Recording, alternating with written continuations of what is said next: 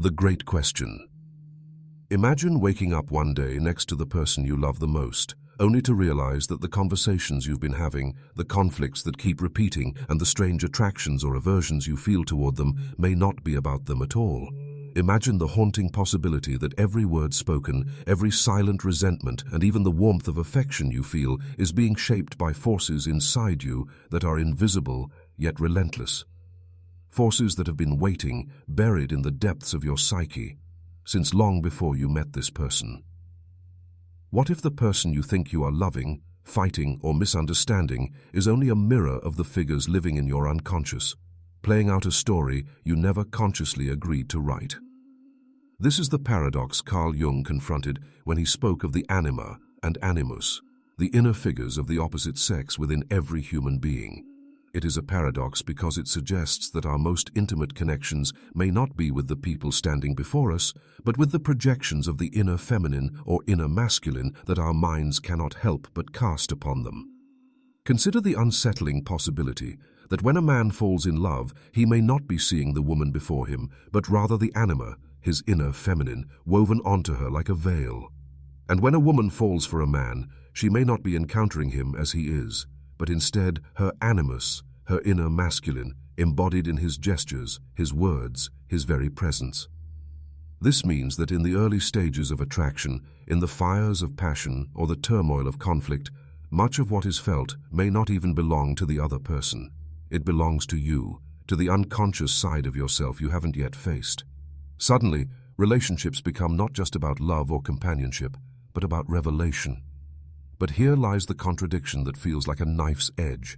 We long for our authenticity in love, yet our psyches conspire to place masks over reality.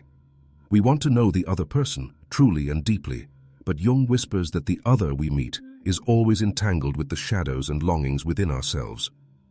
Can you really say you know your partner if half of what you see in them is a projection of your own inner world?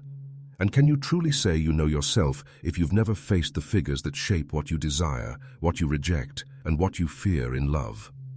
Pause for a moment and imagine this scenario. A man is inexplicably drawn to women who seem unattainable, mysterious, perhaps even destructive. Each relationship ends the same way, in heartbreak and chaos, yet he finds himself repeating the pattern. To him, it feels like destiny or bad luck. But Jung would say that it is not destiny. It is the anima, unacknowledged, whispering in the dark, compelling him toward images of the feminine that embody his own hidden desires and wounds. Likewise, imagine a woman who finds herself constantly silenced in relationships, drawn toward men who dominate or speak with certainty while she doubts her own voice. Again and again, she plays out this role, not realizing that the animus within her, the inner masculine she has not yet confronted, is shaping her very sense of self in the presence of others. If this is true, then the question becomes almost unbearable. How many of your choices in love, in attraction, even in conflict, are really yours? How much of what you believe you love about someone is the reality of who they are, and how much is a fragment of yourself projected outward? And if you do not yet know the answer, how can you be certain that what you call love isn't simply an echo chamber of your own unconscious? This realization is both terrifying and liberating. Terrifying because it suggests that your relationships may not be built on the solid ground you thought they were, but on shifting sands of projection and unacknowledged inner forces. Liberating because within this paradox lies the possibility of transformation. If you could confront your anima or animus directly, if you could recognize these figures and draw them back into yourself instead of casting them onto others, you might finally see the people in your life for who they truly are. You might finally love without illusion, or at least love with awareness. So here is the great question. Are your relationships truly about the other person, or are they about the battle within yourself? Do you dare to uncover how much of your love, your conflict, your longing, and your heartbreak comes not from the outside, but from the depths of your psyche? Jung believed that until you confront the anima or animus, you remain half-blind in love, forever chasing reflections of yourself in the faces of others. The cost of ignoring this truth is endless repetition of the same patterns, the same heartbreak, the same misunderstandings. The reward of facing it is nothing less than transformation, a deeper intimacy, not only with others, but with yourself. And so, as we step further into this journey, the question grows sharper. What happens when you finally recognize that your inner world is shaping your outer loves? What hidden problem lies beneath this paradox, and how has it been guiding the course of human relationships for centuries without most of us ever realizing it? The hidden problem. Its psychological, philosophical roots. The problem begins not with the person we fall in love with, nor with the arguments that wear us down, but with something much older, something embedded in the very architecture of our psyche. Carl Jung argued that the human mind is not just shaped by personal experiences, but also by collective patterns, archetypes, that have been with humanity for millennia. Among these archetypes, none is more quietly influential in our relationships than the Anima and Animus. These figures are not pure, face-level traits or fleeting emotions. They are deep symbolic forces, the Anima, the inner feminine in men, embodying qualities of feeling, intuition, receptivity, and mystery, and the Animus, the inner masculine in women, embodying qualities of will, logic, decisiveness, and structure. They are not male and female in the simplistic biological sense. They are psychic polarities, representing the full spectrum of what it means to be human. And here lies the hidden problem. Instead of integrating these figures consciously, we unknowingly project them onto others, turning lovers, friends, and even strangers into canvases for our unconscious. This projection is not harmless. It creates illusions that distort how we see the world. Imagine, for instance, a man who has never come to terms with his anima. Rather than recognizing the tender, intuitive, emotional aspects of himself, he denies them, perhaps out of fear that they will make him weak or vulnerable. Yet the psyche does not allow repression to go unexpressed. Those disowned qualities will surface, but not inside him. Instead, he will see them in others. Suddenly, he feels irresistibly drawn to a woman who seems to embody mystery, grace, or nurturing. He cannot explain why she captivates him so powerfully, why she seems like the one, as though destiny itself had arranged the meeting. But Jung would say, it is not destiny, it is projection. He is falling in love not with the woman herself, but with the anima he has never confronted within. For women, the animus operates in a similar but distinct way. A woman who has repressed or neglected her inner masculine, the voice of authority, rationality, and direction, will find it rising in the form of external fascination or fear. She may be irresistibly attracted to men who radiate certainty, conviction, or power, not realizing that she is really seeking her own inner authority mirrored in them. Or she may find herself constantly silenced in relationships, living in the shadow of the animus she has not yet integrated, its voice, echoing in her mind as criticism, doubt, or commands. What she experiences outwardly as domination or dependence is, in reality, the unrecognized force of her own psyche. The hidden problem, then, is this. By projecting these inner figures onto others, we never truly meet the other person as they are. Instead, we meet them as a reflection of ourselves. The consequence is inevitable disappointment. At first, the relationship feels magical because projections are intoxicating. The other seems larger than life, a savior, a muse, a mystery. But as reality sets in, as the projection begins to fade, disillusionment follows. The partner is revealed to be human after all, not a goddess or a hero. Without realizing it, many relationships collapse under the weight of this disillusionment because neither partner understands the psychological forces at play.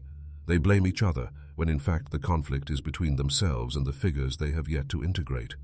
But why do we project in the first place? Jung would say that the psyche seeks wholeness.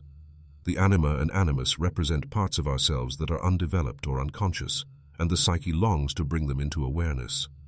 Projection is the psyche's way of forcing us to encounter what we would rather ignore. By making us fall in love with our disowned parts in another person, it lures us into relationships that have the potential to awaken us.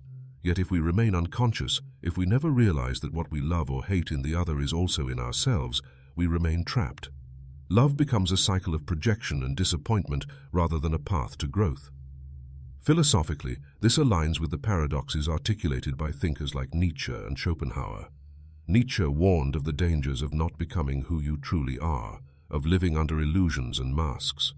Schopenhauer saw desire itself as a kind of trap, endlessly repeating itself in pursuit of fulfillment that never arrives. Both insights echo Jung's warning that unless you confront the unconscious, you will continue to live out the same patterns, believing you are free when in fact you are bound by forces you cannot see. Consider the cultural dimension as well. Modern society often reinforces the split between anima and animus.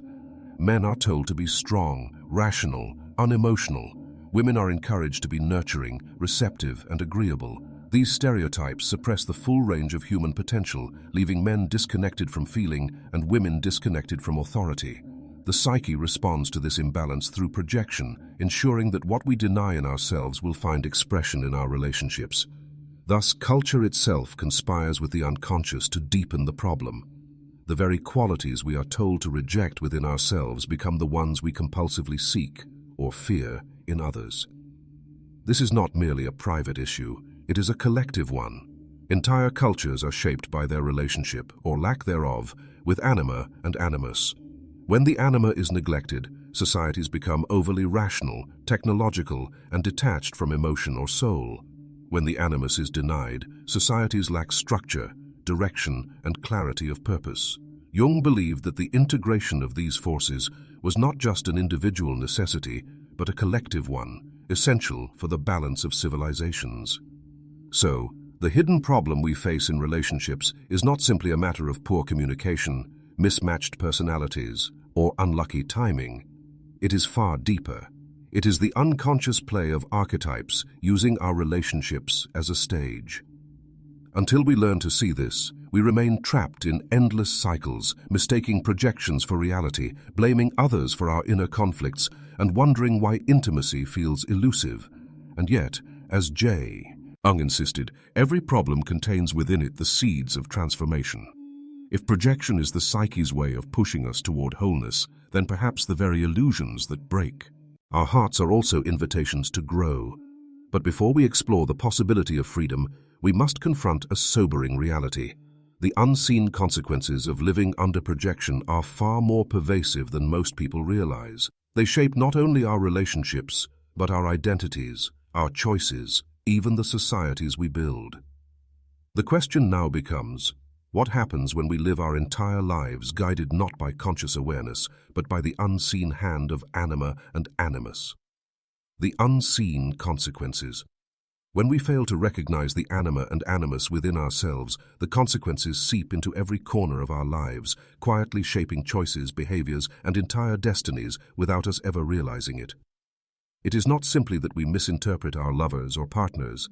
It is that we misinterpret reality itself, because the lens through which we see others is already fogged by projections.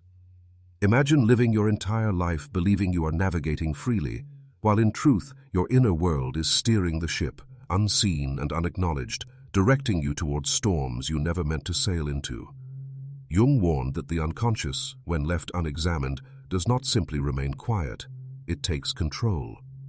Until you make the unconscious conscious, it will direct your life, and you will call it fate. Nowhere is this more painfully obvious than in relationships. Consider a man who repeatedly finds himself drawn to women who appear fragile, who seem to need saving. He convinces himself he is noble, self-sacrificing, even heroic, but in reality, he is ensnared by an unintegrated anima, his own vulnerability and need for care projected outward. Instead of acknowledging his inner fragility, he rescues it in others. The relationships inevitably collapse under the weight of unmet needs, but he interprets each failure as bad luck or betrayal. Meanwhile, a woman finds herself constantly drawn to domineering men. She believes she is seeking strength, stability, and confidence, but Jung would say she is being haunted by her animus, unacknowledged, rising as a voice of authority she cannot yet embody for herself. Instead of cultivating her own inner strength, she looks for it in others, only to be silenced by the very power she craves. These cycles can last decades. Some people live their entire lives caught in these patterns, mistaking projection for destiny. The unseen consequences extend beyond personal heartbreak. They shape entire families. Parents project their unconscious contents not just onto partners, but onto children. A father who has not integrated his anima may see his daughter as his emotional anchor, unconsciously burdening her with his unmet need for tenderness or mystery. A mother who has not confronted her animus may expect her son to embody strength and decisiveness for her, pressuring him to grow up too fast, carrying a masculine authority that she has not embraced herself.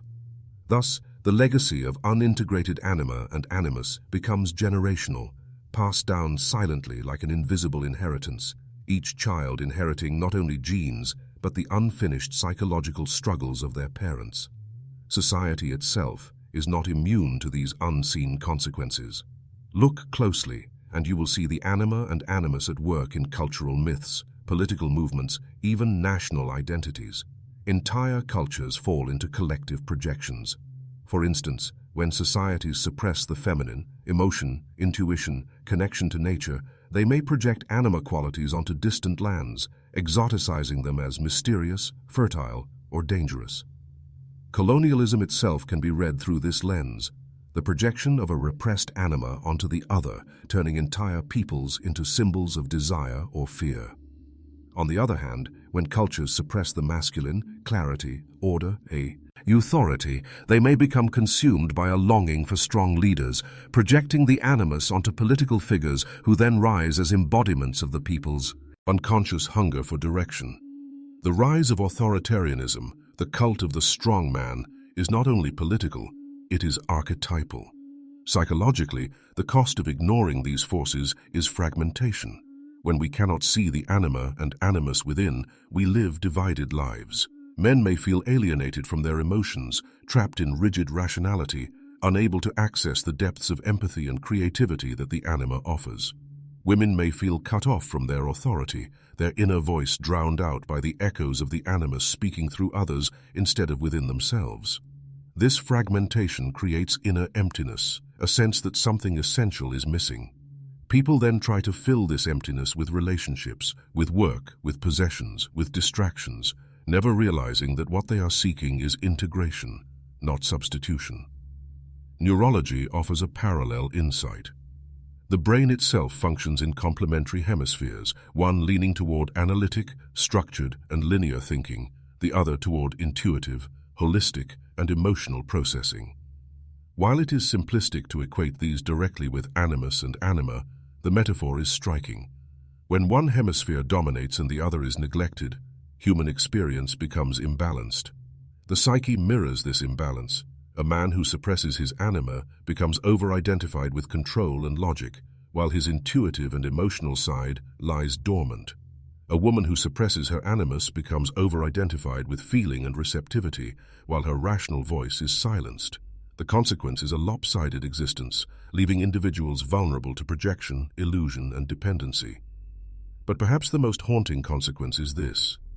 Without confronting anima and animus, true intimacy remains out of reach. Because if you cannot separate what belongs to you from what belongs to the other, you will never truly meet them. You will only meet your reflection in them. Lovers become screens for your unconscious. Companions become carriers of your unfinished inner work. You may think you are connecting, but in reality, you are entangled with yourself. Jung once wrote that the meeting of two personalities is like the contact of two chemical substances. If there is any reaction, both are transformed. Yet if projections dominate, there is no true reaction, no transformation, only repetition of old patterns. The tragedy is not simply failed love. It is the missed opportunity to grow into wholeness through the mirror of relationship. The unseen consequences reach even further. Creativity, spirituality, even meaning itself are colored by this imbalance. The anima, when integrated, opens men to creativity, art, mysticism, and depth of feeling. The animus, when integrated, empowers women with clarity, direction, and the ability to act with authority. But when unacknowledged, these same forces turn toxic. The anima may manifest as moodiness, irrationality, or seduction. The animus may appear as rigid dogmatism, harsh criticism, or destructive authority. Instead of becoming inner guides, they become inner tyrants. People then mistake their moods, obsessions, or compulsions for personal flaws, never realizing they are listening to the distorted voice of the very archetype that could have made them whole. This is why the consequences are so insidious. They disguise themselves as normal life. You think you are unlucky in love, but it is projection. You think you are silenced by society, but it is the animus within. You think your partner betrayed you, but in truth, your anima or animus turned them into someone they never were. The price of ignorance is suffering, endlessly repeated. The reward of awareness, however, is transformation. And so we arrive at a turning point. If the unconscious can hijack love, family, society, even destiny itself, then the question is unavoidable. Is there a way out? Can we break the cycle of projection, illusion, and disappointment? Jung believed we could, but only through a rebellion, a radical act of self-confrontation in which we stop blaming others and finally turn inward. But rebellion is not easy. It requires dismantling illusions we have lived by, facing truths we would rather avoid, and encountering inner figures that are as enchanting as they are terrifying. The next step in this journey is to see how we might break free and what it costs to do so. The rebellion. How to break free. To rebel against the unseen forces of the anima and animus is not a rebellion against love itself, nor against intimacy or connection. It is a rebellion against illusion, against the unconscious projections that blind us to reality. Jung taught that the path to freedom is not found in destroying these archetypal forces, but in confronting them directly, withdrawing our projections and integrating them into consciousness. This is the moment when the battlefield of relationships turns inward, when instead of fighting the partner across from you, you begin the far more difficult battle with yourself. And yet, this is the only way true freedom in love becomes possible. The rebellion begins with recognition. You must first admit that what you see in others may not belong to them at all. This requires humility, for it strips away the comforting belief that the problem is always outside of you, that the difficult partner, the disappointing friend, or the failed relationship is solely to blame. Instead, you must ask, what in me have I projected outward? Imagine looking at your partner and realizing that the intensity of your attraction or your frustration may have little to do with who they are, and everything to do with what you refuse to see within yourself. This moment is disorienting, even destabilizing, but it is also the first spark of liberation. Withdrawal of projection is like reclaiming a piece of your soul that has been scattered into the world. For the man who endlessly falls for women embodying mystery and fragility, the rebellion begins when he acknowledges that the mystery and fragility belong to him too, that they are not weaknesses, but parts of his anima calling for recognition. For the woman who finds herself silenced by domineering men, the rebellion begins when she realizes that the voice of strength and authority she seeks lies within her, as the animus waiting to be integrated. Each time projection is withdrawn, the world becomes less enchanted perhaps, but also more real. And paradoxically, love becomes deeper, because it is now love for the actual person, not a fantasy woven upon them. But recognition alone is not enough. Integration requires dialogue with these inner figures. Jung encouraged active imagination, a practice where one enters into conversation with the anima or animus, allowing them to speak, to reveal their qualities, their distortions, their truths. Imagine sitting quietly and hearing your anima, your inner feminine, tell you how she has shaped your loves, your desires, your heartbreaks. Or imagine the animus speaking, revealing how it has criticized you, silenced you, but also how it longs to guide you with clarity and strength. These inner dialogues are not mere fantasies. They are acts of rebellion, for they transform the anima and animus from unconscious tyrants into conscious companions. Rebellion also demands courage, for integration means facing what has long been denied. The anima, when unacknowledged, often appears seductive, irrational, even destructive. Confronting her may feel like stepping into a labyrinth of emotions you have avoided for years. The animus, when unacknowledged, may appear harsh, dogmatic, even oppressive. Confronting him may feel like facing an inner tyrant, yet only by meeting them can they be transformed. What once appeared as threat becomes ally. The anima, integrated, becomes a source of creativity, empathy, and intuition.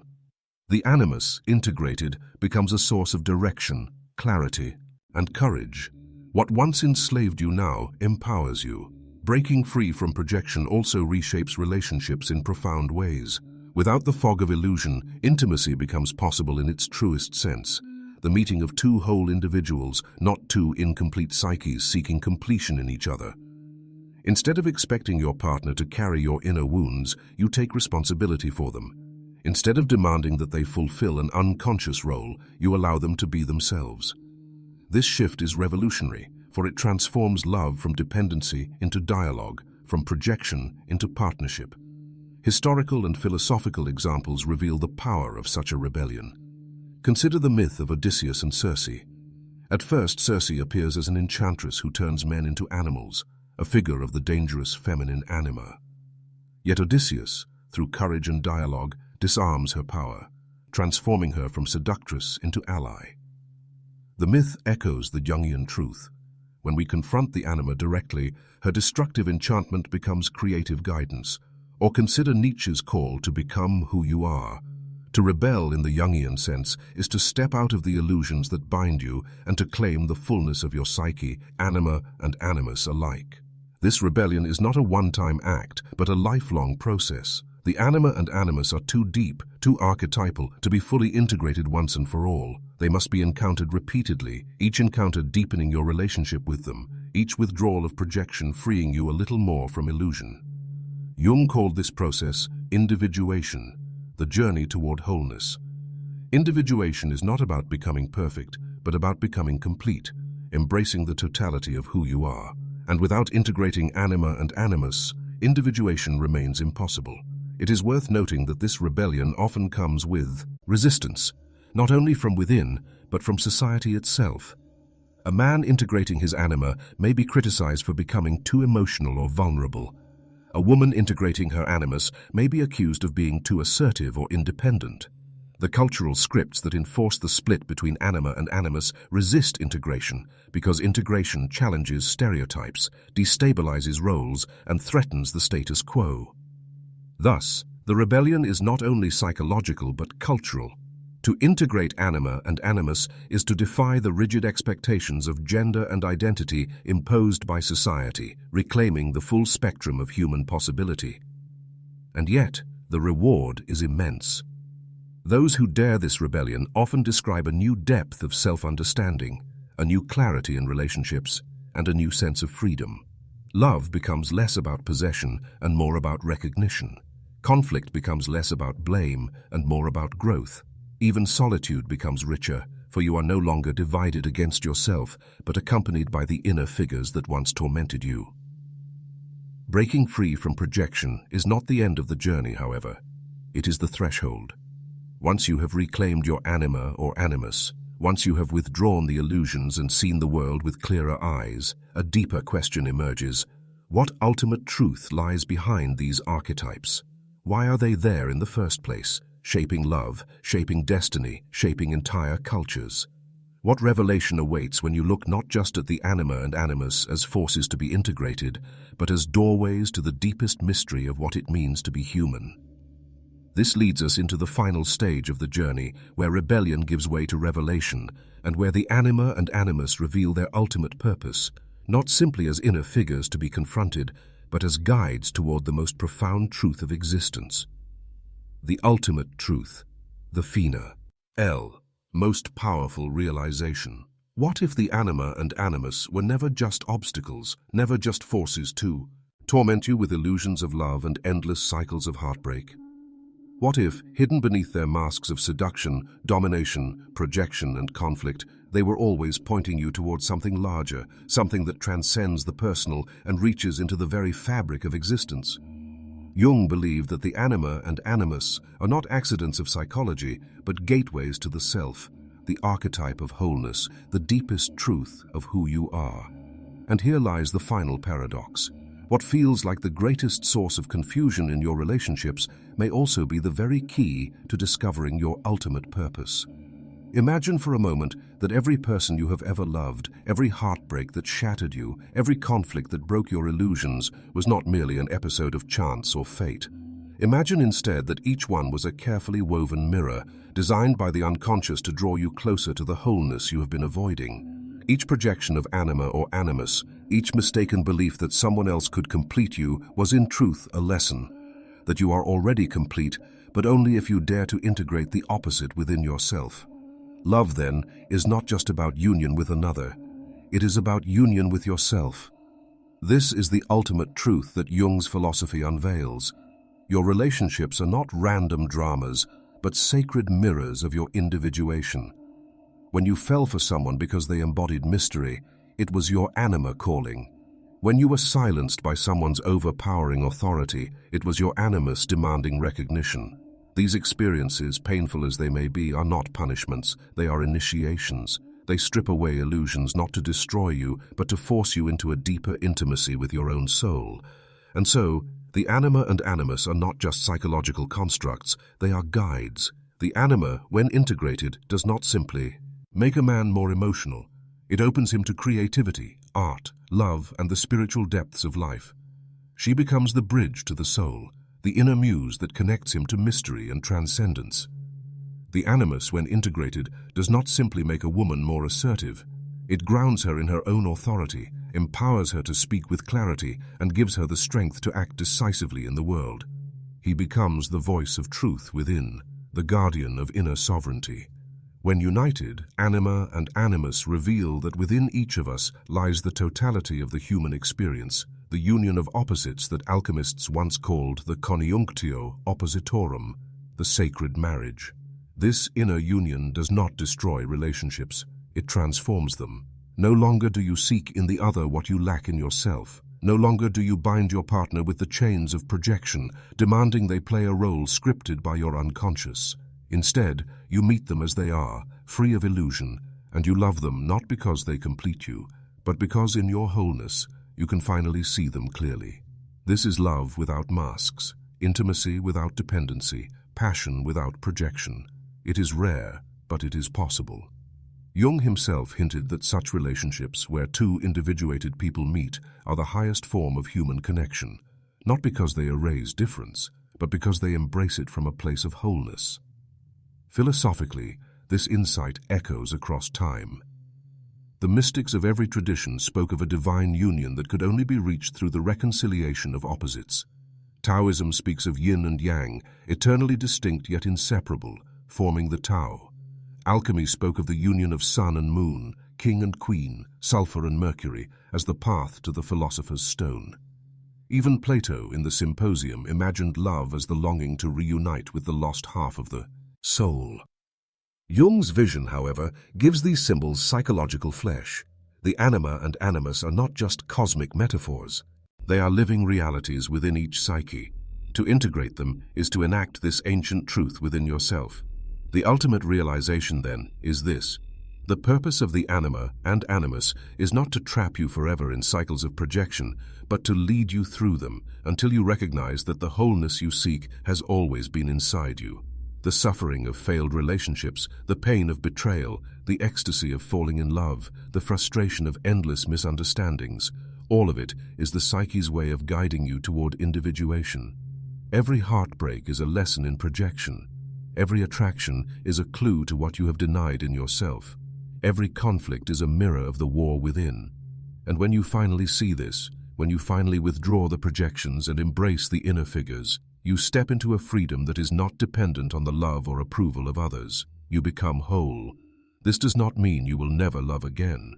On the contrary, it means you will finally be able to love, not as a desperate search for completion, but as an expression of wholeness. Your anima will no longer haunt you with illusions. She will inspire you. Your animus will no longer dominate you with criticism. He will empower you. Relationships will no longer be prisons of projection. They will be encounters between two complete beings, each seeing the other not as a savior or a tyrant, but as a fellow traveler on the path of becoming. The image that Jung leaves us with is profoundly hopeful, that within each of us lies both the feminine and the masculine, both mystery and clarity, both feeling and reason, both tenderness and strength. To deny one is to live half a life. To integrate both is to live fully. The anima and animus, then, are not enemies but guides. They lead us through illusion, through heartbreak, through conflict, until we stand at the threshold of the self. See. in not only who we are, but who we were always meant to become. And so, the final question remains, will you dare to look beyond the projections, beyond the masks, beyond the endless cycles of desire and disappointment? Will you dare to meet your anima or animus face to face, to listen to them, to embrace them, to let them transform you? If you do, you may find that the love you have always sought outside was waiting for you inside all along. And from that place of wholeness, you can finally step into relationships not as fragments searching for completion, but as a whole human being capable of seeing, of loving, and of being free. That is the ultimate truth. The anima and animus are not chains but keys, not curses but initiations. They reveal that your greatest illusions conceal your greatest purpose, and that the path of love is not just about another person. It is about awakening to the full depth of yourself. And once you awaken, love is no longer a battlefield of projections. It becomes what it was always meant to be, a meeting of souls, whole and unmasked, standing together in the mystery of existence.